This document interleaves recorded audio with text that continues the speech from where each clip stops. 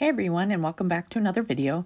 In this video, I'm going to show you how to stop your iPhone from auto-connecting to the wrong Wi-Fi network by simply just forgetting it.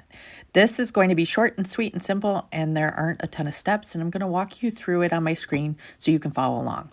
Okay, here's the fix. If you want Wi-Fi to stop auto-connecting to the wrong network, you're going to go to Settings and then tap Wi-Fi. And now after that, you're going to look for the name of the phone that your Wi-Fi keeps jumping to, and you're going to select the little I. And on the next screen, you're going to tap Forget this network and confirm.